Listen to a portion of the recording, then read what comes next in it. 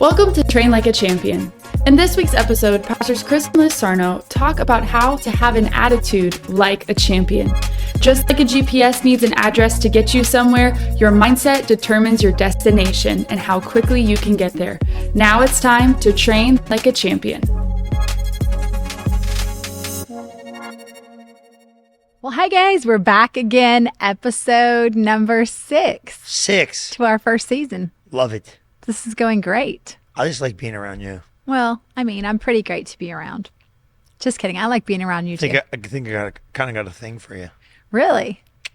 Good to know. Good to know. It's getting spicy. Getting spicy in here. We're not talking about marriage today. That would have been a good one. We could talk about marriage if you want. Attitude of a champion. Well, today we're talking about this attitude is gonna of a work. champion. Attitude of a champion. It's going to be like marriage because you know what? You got to have a good marriage. You're going to have a good attitude. You have to have an attitude of a champion. Yes. You know, every champion I've ever seen, I think about like, who was the guy, Muhammad Ali? He had an attitude like, I'm just going to win. Yeah. No matter what. Every great athlete. Yeah. Never thinks they're going to lose. Come Never. on. They could be down. No, they don't. They could be down and they still think they're going to come back and win. Yeah, they think like they don't ever stop hustling. Like you can watch guys like, you know, I don't know who you like, but if you could watch like Michael Jordan had that whole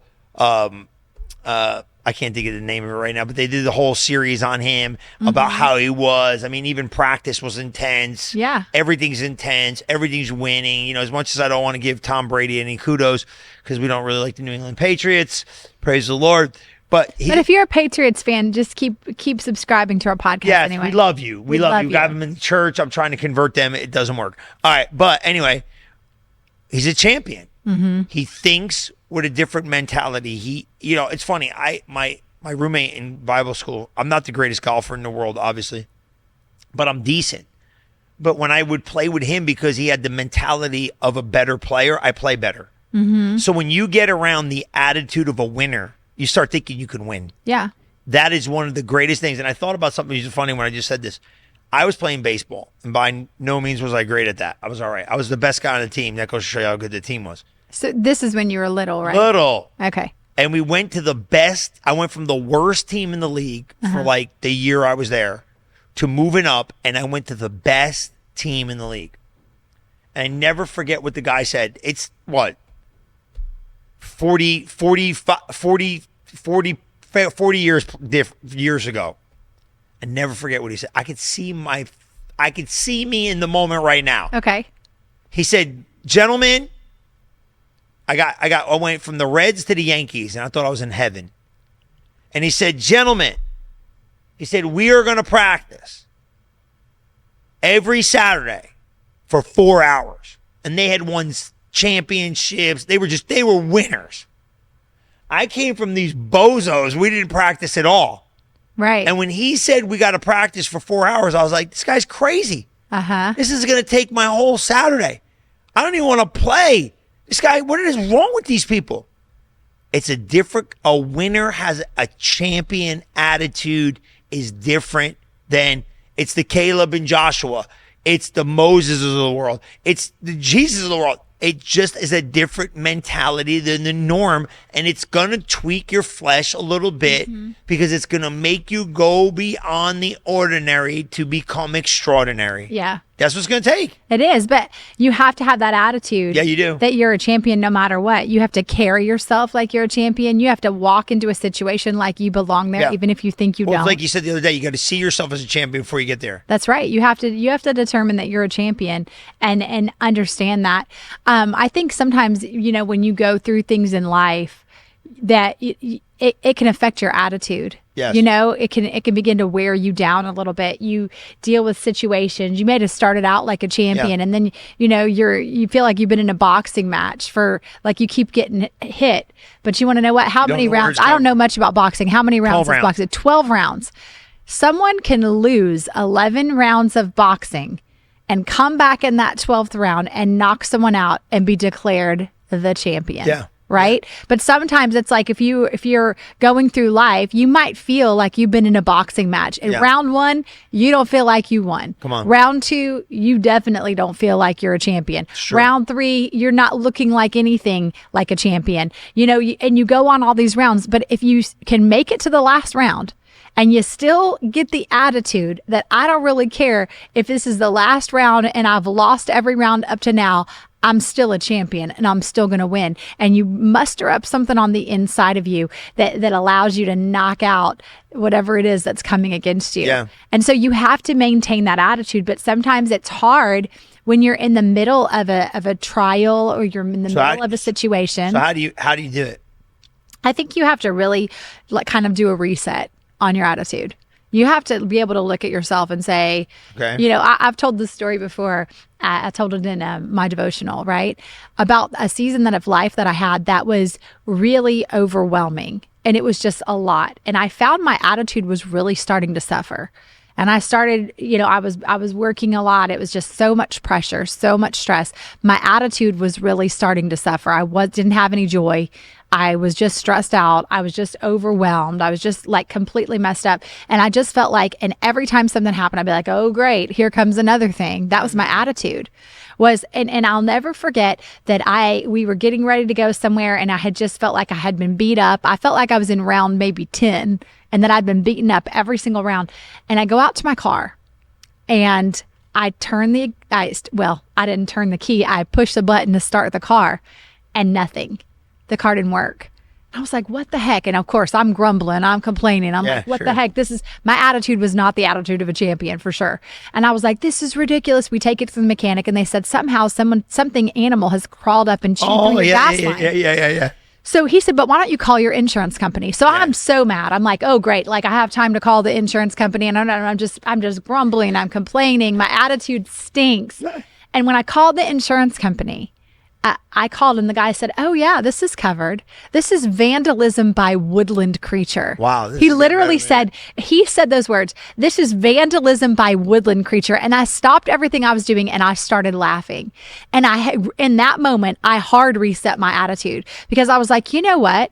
If the enemy is working so hard to come against me that now he is sending woodland creatures to do his bidding, I must be on the right track. So instead of having an attitude of defeat and frustration and just of being overwhelmed, I was like, that's it. I'm done. It gave me the fresh shot I needed to come in and do my knockout in the 12th round. I love it. So you have to take a minute and reset your attitude sometimes and say, you know what? My attitude is good. I'm going to have an attitude here. And really, I think the most powerful thing with an attitude of a champion, it's not just about thinking you're a winner. It's about every area of your life. Good. You have to have, and this is going to sound so cliche, so forgive me, you have to have an attitude of gratitude. You do. When you can shift your attitude to one of being grateful, turning your have tos into get tos. It's good.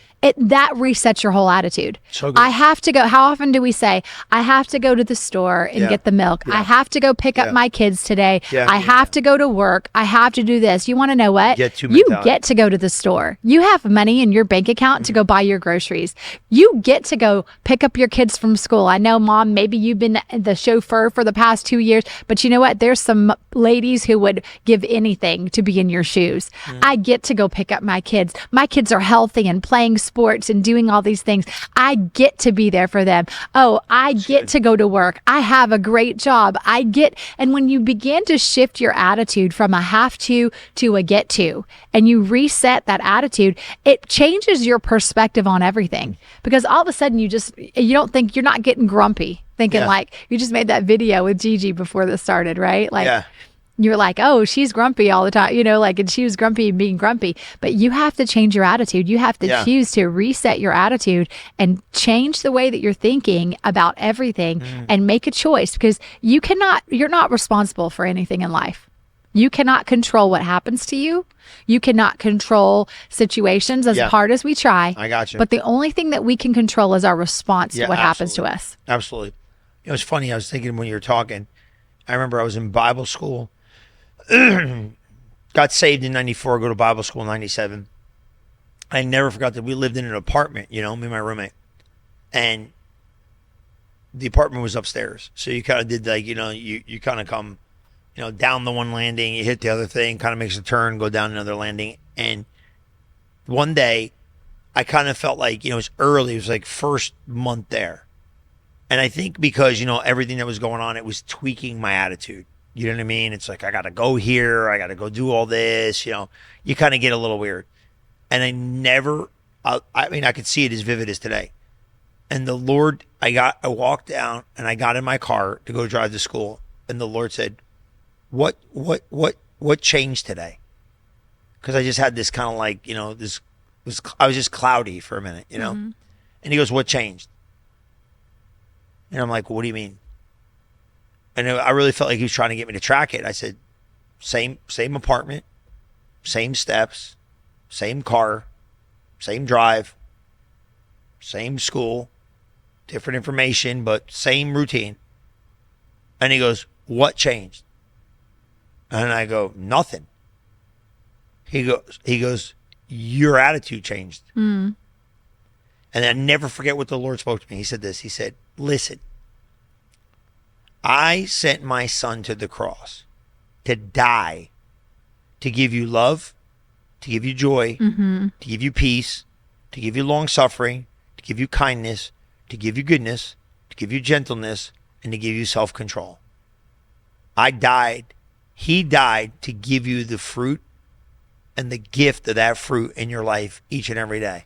And now it's got to be a choice you make every day to take that fruit no matter what you're seeing, because you do not have to be moved by what's happening around you if you make the choice to develop in what he gave you. Right.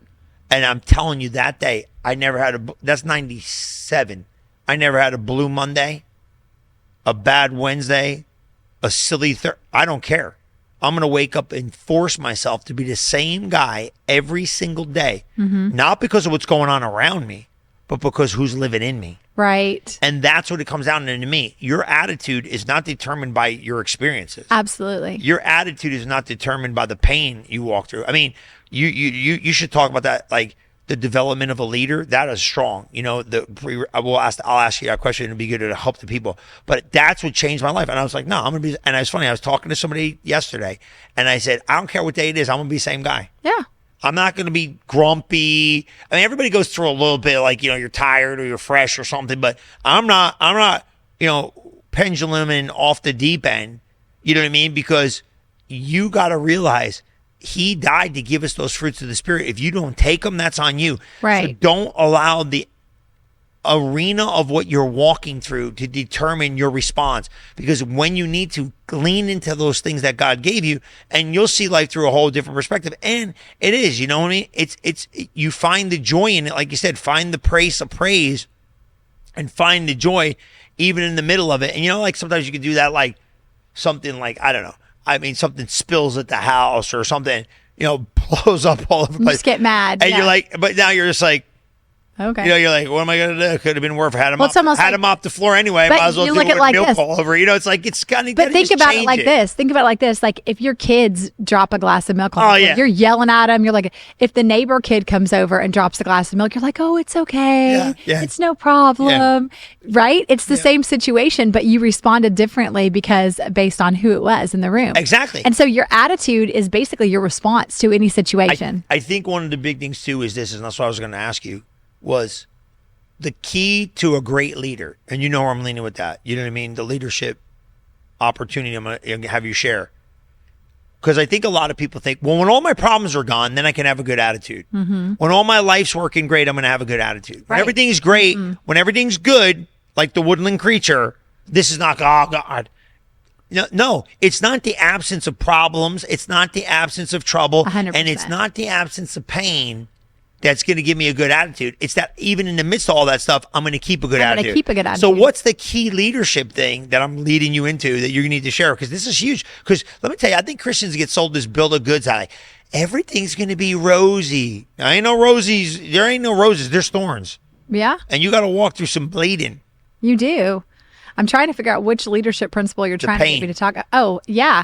And we'll give him credit. Sam Chan said this. He said he looked at different leaders throughout. I thought that's where you're going, but then I had the other leadership thing. I'm like, wait, which one? But Sam Chan said this. He wrote a book about it, a phenomenal book. You should read it. It's called Leadership Pain. You can get it on Amazon. We need to interview him. Oh, I'd love to. Sam Chan, if you can come on our podcast, it'd be awesome. But he read a book that really transformed my life because he said he interviewed all of these great leaders, these great ministers, people who had huge churches, all of this. And he said there was one common denominator between all of these leaders. It was not their charisma. It was not the amount of resources that they had. It wasn't good speakers they had. Like, we're talking about. Read the book and you'll see all their names because he puts them in there. Huge leaders. He said the common denominator between all of those people was the level of pain that they had walked to prior to being where they were at. That is insane. And he said this, Think about that. Like, over-expound on that because people need to hear that. So the greatness of the leader was not based upon the mega church, the mega money, the mega dream, the mega build. It was the common core. The common denominator between all of these great leaders was the level of pain that they had been able to endure and overcome before they got to where they were at. Wow. Some of them had been betrayed. Some of them had experienced great loss. Some of them had, there was all these things that they had walked through, whether it was... So I'm going to say this. If you walk through that level, you have to learn how to maintain a great attitude in getting through there. And we'll talk about, like, in a future podcast, we'll talk about forgiving and all that stuff. Yeah. But I think you have to understand, like, your response to a situation is your attitude. And when everything is going great and your attitude is great, that doesn't mean you have a good attitude. It just means you haven't been tested yet.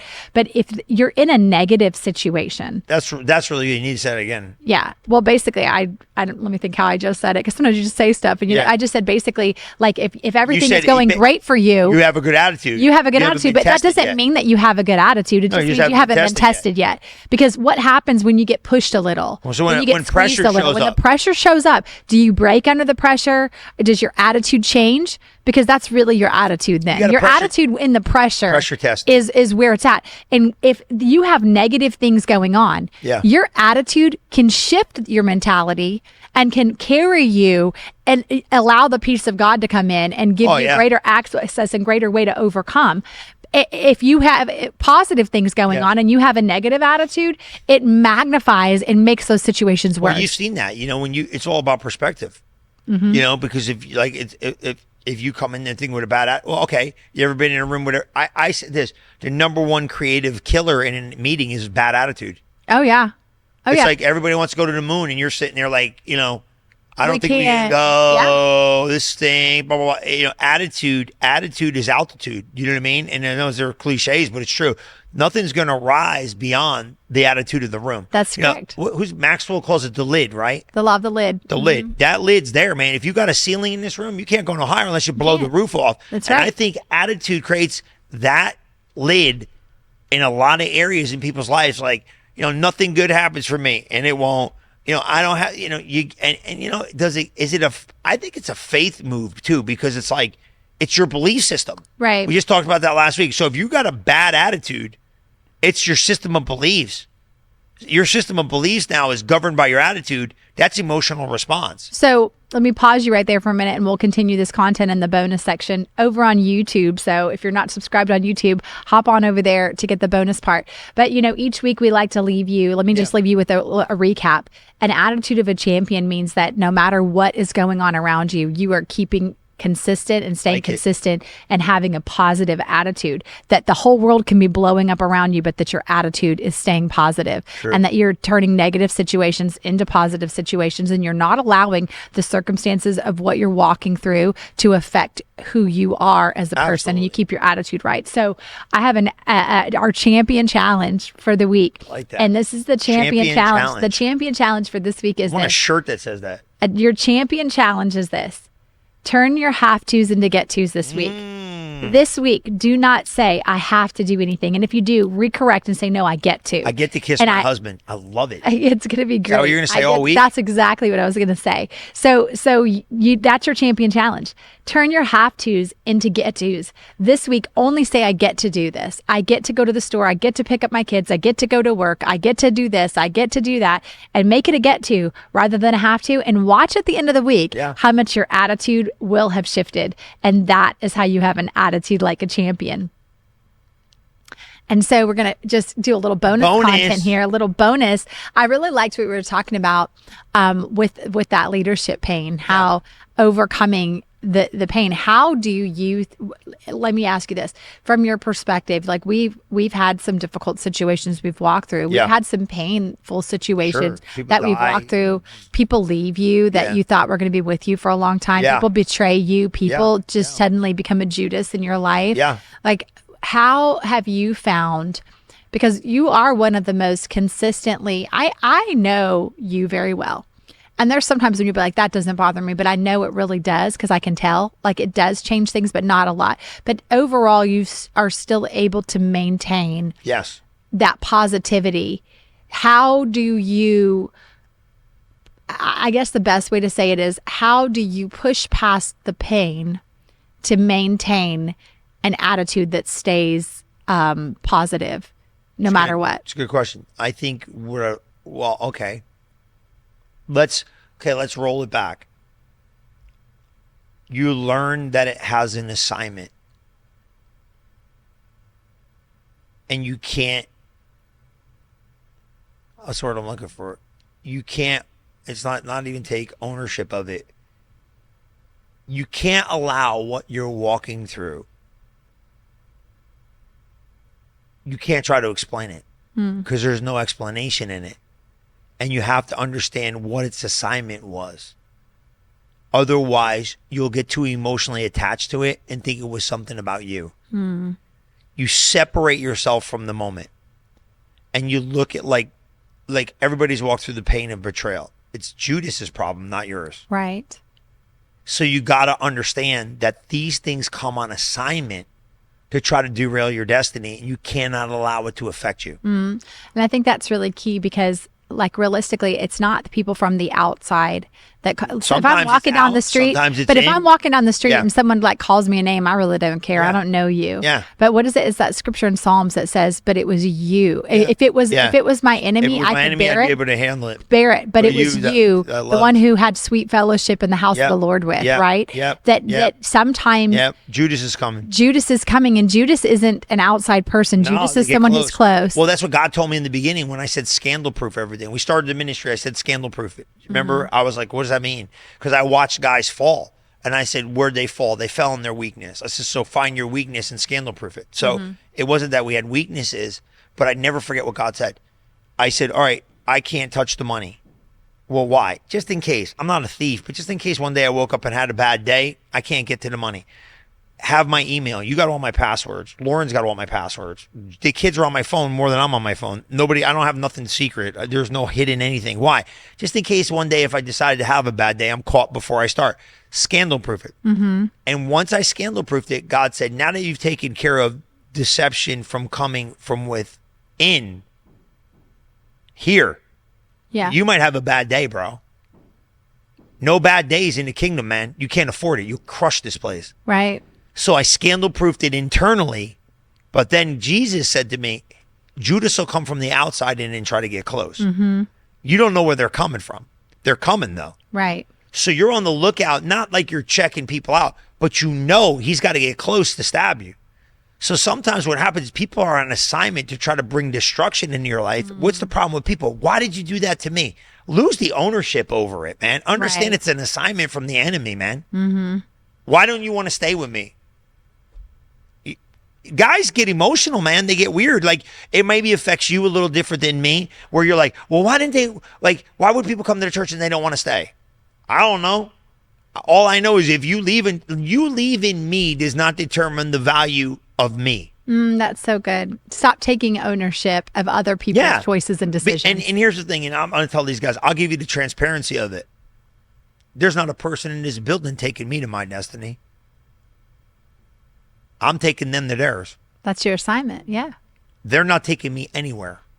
They're helpful. They're neat. They're a bless. I love them, but I'm not counting on them taking me to my destiny. I'm taking them to theirs. So if they can't follow, that's going to be their failure, not mine. That's so good. Because they're your assignment. It's not rude because you're called to me or through me. That's good. And I think that's, especially if you're a pastor, if you're a ministry leader. We're going to do that. We'll do special pastor ones. Yeah. Because guys don't understand. If my sheep hear my voice and the voice of a stranger, they will not follow. So here's the deal. If you're called to me, you can't leave me. And that is so powerful, because I think a lot of times, man, I know we got to go because we're already like so far over time right now, but I think we should do like a little bonus episode that's specifically for pastors and leaders. Yes. Like understanding that if you just heard what Pastor Chris said, it was so awesome that you basically are not responsible for other people's choices. No. And a lot of times what we do is we take other people's decisions and choices, we put them on ourselves, and we carry that, and we try to figure out what we did wrong. Yeah. You didn't do anything wrong. No. They were on assignment to destroy you just as much as you were on assignment to help them. And so you have to say, you know what? Okay, act however you want. Yeah, it stings a little bit. Yeah, I'm not going to lie. There's some hurt that's associated, but I'm not changing who I am, and I'm not going to get off my path just because you got off yours. And I think that's so powerful. And so you can't get off the bus because other people got off the destination. You have to just keep driving and keep going. Let's go. So I love it. We love it. Well, I hope you've enjoyed this episode of Train Like a Champion, where we're talking about your attitude, but so much more we talked about in that, which is so good. But we're so excited. If you are enjoying this podcast, if you think it's a blessing, we really would love it if you would share it and like it. And thank you for doing that. We appreciate it. Give us a subscribe. Give us a rating, all of the good things. You can repost it on social media. Oh, yeah, please. I think it's Train Like a Champion podcast on Instagram and Facebook and all those things. I love it. If you go repost, if you post something about the podcast, we'll repost you. I think they said they would. So yes, they would. That's great. Our media team's phenomenal. But thanks for letting us take a little extra time these past few weeks. It's such good content. It's hard to detach and go. But we will see you next week, next episode. And in the meantime, keep that attitude like a champion. Thank you for listening to the Train Like a Champion podcast today. If you enjoyed what you heard, make sure to subscribe to the podcast, leave us a rating, follow us on social media, and share it with someone who you think would enjoy it. Be sure to come back next week as we continue to learn how to train like a champion.